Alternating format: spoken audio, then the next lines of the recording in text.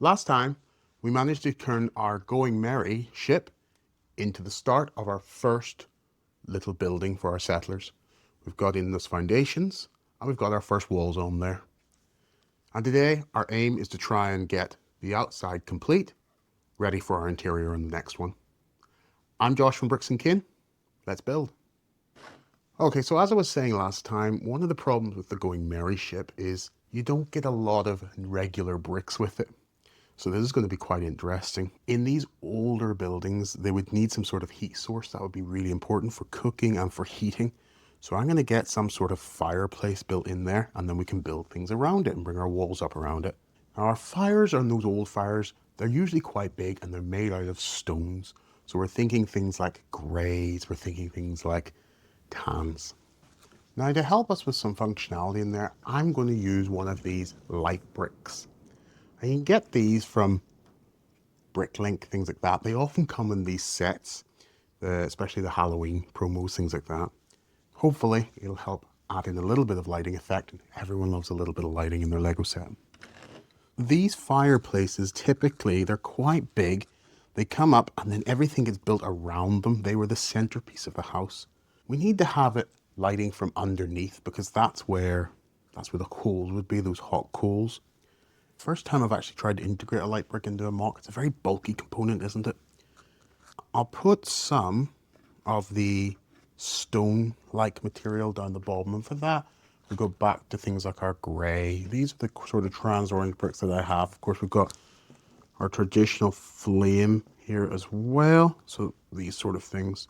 I want to integrate them in some way into the fireplace, but often what I'm picturing is that low fire, that fire that just warms the building. That will just help diffuse this glue in some way into more of an orange. That's what I'm thinking. So it looks something like that.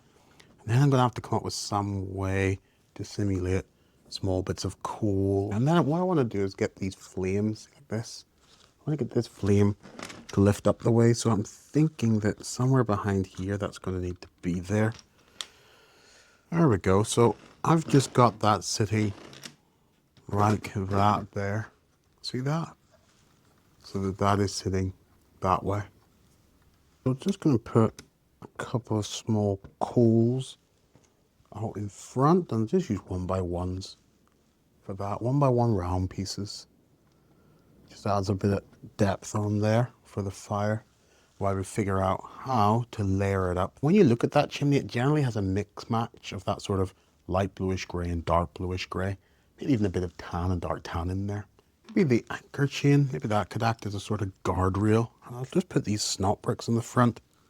And that means we can hang things off there. I'm not sure what we're going to do yet. All I'm looking for is interesting shapes that might help us make this fireplace. You might not get it right 100% of the time, but you most definitely won't. But you just keep trying. Let's see. How am I going to finish the top piece here? I need something that kind of merges in towards a chimney.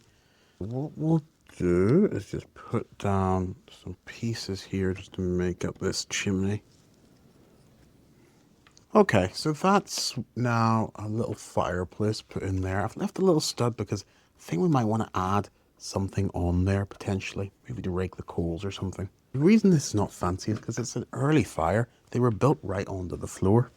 Now that we've got that level of detail in, what we can do is we need to start building around our chimney piece. I've got lots of weird, strange slopes that were from the ship, and you can see they do form quite significant bits of wall. But they'll definitely have to go on more sideways than perhaps we would like. Now what I'm going to do, I'm just going to put these here. I don't really know why, I just feel like putting them there. Let's see. May add some sort of exterior detail there that we may want later. Now the Going Merry does have these nice stickers here on these reverse plates. I'd like to use them. There we go. It just produces a small little cabinet, something like that. And it's left the two studs in the back there, which allows us to put that into our headlight bricks here. So if I push that in there, oh, that's very satisfying. Now we can continue trying to just fill in the rest of the parts of our building, and I'm going to primarily use snot pieces because snot pieces allow you to put the detail on the outside, and we need to add just a little bit more detail just to make them not bland, boring walls on the outside. Let's jump ahead and see what's happening with our settlers in the story, shall we? By midday, the four walls stood firm against the wind, rough, proud, and just a little uneven. The stonemason turned to his chimney, eager to give the home a heart. But the stones were heavier than he'd thought, and the clay refused to hold. Each block slipped, crumbled, or sagged until the carpenter brought timber, and the blacksmith tied rope to brace it.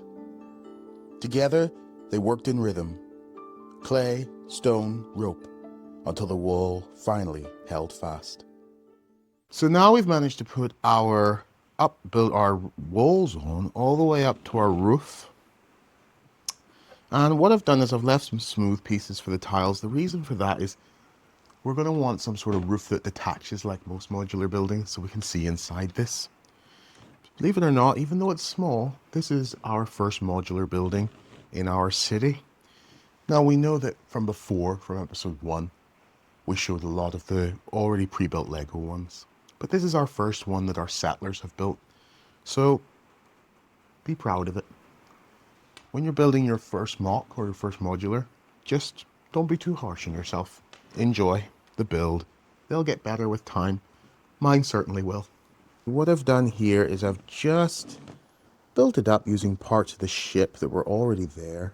This was already a pre-built part of the ship. I've just tried to merge it in. It's giving it that bowed look. You can see that real bowed look, almost like the part of a ship. You could stick this on top of a ship, you know, on top of a hull. And the back piece you can see is currently lying open, but we're getting ready for parts of our chimney here. And when you're building these, a lot of times there's holes because you're not sure what to fill in there. So you just go with the flow, and when you see a nice brick color, something with a nice texture or color, you just put it in there. So we don't want any wall to look too bland, and that's what this is about. Why on earth would we have this wedge, you might say? Well, it's purely just to give it a little bit of difference there. Maybe it is something, I'm not sure yet. Let's see. Now the chimney has to be stone or masonry. There's no way around it. So what we're going to do is we're going to revert to some masonry bricks. I'm going to go for the dark bluish grey ones here.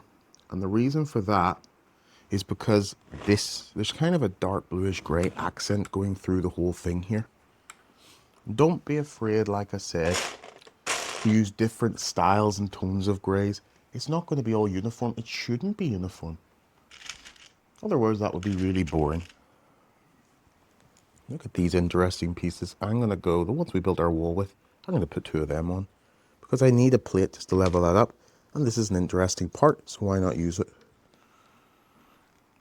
There we go. So I've completed that corner there. What are these for? I have no idea yet.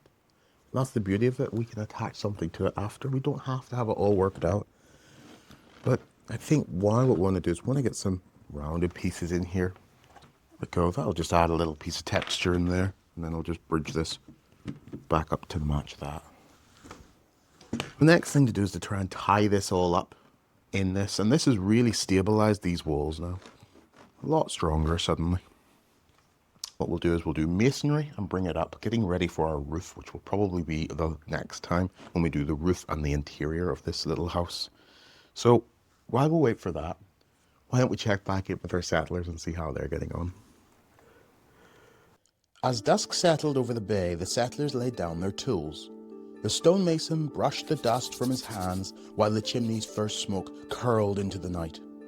Inside, the air was cool, but the fire gave the bare walls a gentle warmth. There was still no roof above them, only open sky, yet it finally felt like home. Around the hearth they spoke of what would come next. The forge the blacksmith hoped to raise, the workshops, the future of their little bay. And as the embers dimmed, they rested within their unfinished house, sheltered not by timber, but by hope. Okay, so you can see here we're nearly done with our chimney, and I've just started trying to bring it together towards a natural point by keeping it stonework and not too complicated at the same time. Just interesting little details all around there. I love these little pieces. Very satisfying curves here. Let's see, tiles here. Let's see. Oh, look at that. I love that. Look at that. I really like that chamfered edge on that. Look at that. Happy little slope just sitting up there, taking care of the peak of our building. Now that would be very weak because you can see that rattles quite a bit there. So when you do towers like this, it's very important you tie it back together. Now what I'd actually like to do is, just because this chimney now has no detail in the front, and I know people, you can over detail things, I know, but I'm going to put that little bit right there, because that's going to let us put a little bit of detail on later when we do our interior. Maybe something could hang up there, a portrait or something like that. Give them space to hang their things. The last little bit is just to put, I reckon, a small chimney pot on there. There we go. It's not perfect, but it's certainly starting to look like a little building. And our next plan will be to just start getting the roof on there. That will take a little bit of time, but let's click the light brick and see how it looks. Ready?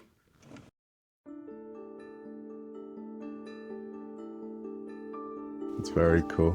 I'm telling you, it warms you up. Absolutely love that. You know, sometimes you just keep going and see how it turns out. And I'm sure there's still lots of work to do. We've got to tile off the interior inside. We've got to still find this other balustrade that for some reason has absolutely gone missing. Cannot find that hinge pit. It's always the way. But for now, I reckon we're getting there. Next time, we're going to focus on getting the roof on and furnishing the inside. Until then, thanks for building with us today. I've been Josh from Bricks & Kin. Play well.